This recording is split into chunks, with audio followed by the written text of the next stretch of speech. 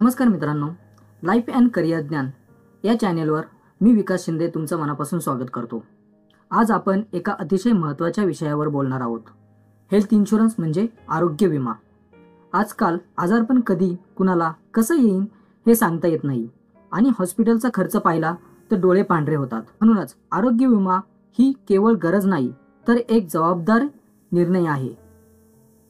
चला तर मग सविस्तर समजून घेऊया हेल्थ इन्शुरन्स म्हणजे काय आणि का आवश्यक आहे। हेल्थ इन्शुरन्स म्हणजे एक विमा ज्यामध्ये आपण ठराविक प्रीमियम भरतो आणि त्या बदल्यात कंपनी आपल्याला हॉस्पिटलचा खर्च भरून देते। म्हणजेच आजारपण, अपघात किंवा शस्त्रक्रिया झाल्यास आपल्याला स्वतःच्या खिशातून मोठा खर्च करावा लागत नाही, तो विमा कंपनी भरते। ही एक आर्थिक सुरक्षा कवच आहे जी आरोग्याशी संबंधित अनपेक्षित खर्चांपासून आपले रक्षण करते। हेल्थ इन्शुरन्स का घ्यावा? कारण आजच्या काळात आरोग्य खर्च झपाट्याने वाढत आहे। एक छोटीशी शस्त्रक्रिया देखील लाखाच्या घरात जाते आणि आजार कधी कोणाला कसा होईल हे कोणाला सांगू शकत नाही।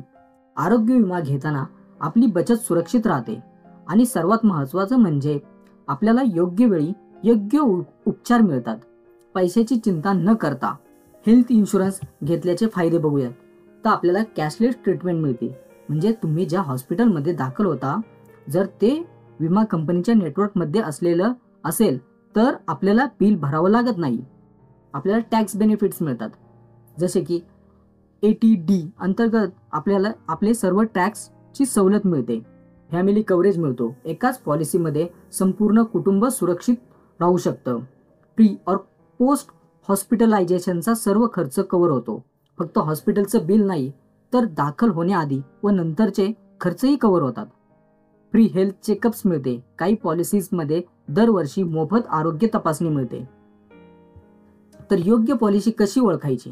योग्य पॉलिसी निवडताना आपण काही गोष्टी तपासायला पाहिजेत।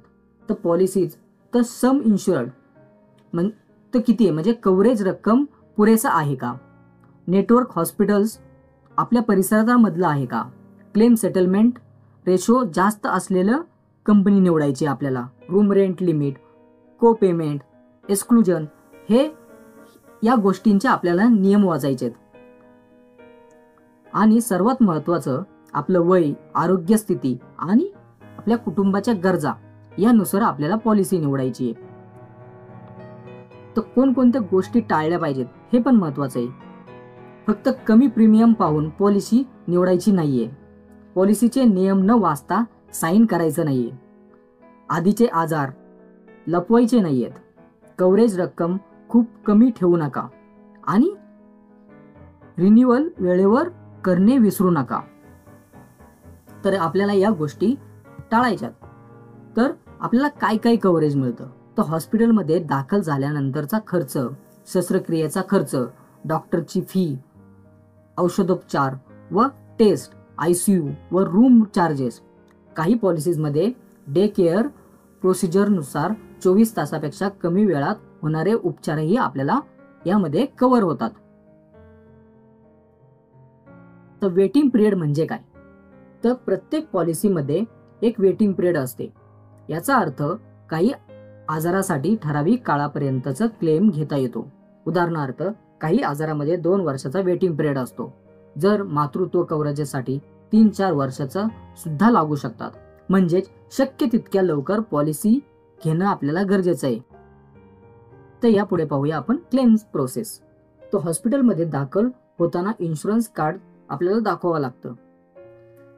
नेटवर्क हॉस्पिटल असेल तर कॅशलेस क्लेम आपल्याला मिळतो। नॉन नेटवर्क हॉस्पिटल असल्यास आपल्याला आधी खर्च भरून नंतर आपण तो क्लेम करू शकतो। सर्व मेडिकल बिल्स, रिपोर्ट्स आणि फॉर्म आपल्याला नीट जमा करायचा आहे। कंपनी तपासणी करून तुमचा क्लेम मंजूर करतात।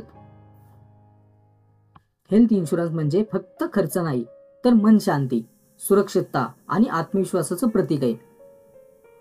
आज आपण जे प्रीमियम भरतो हे उद्याच्या आपल्याला संकटात मोठा आधार बनतो।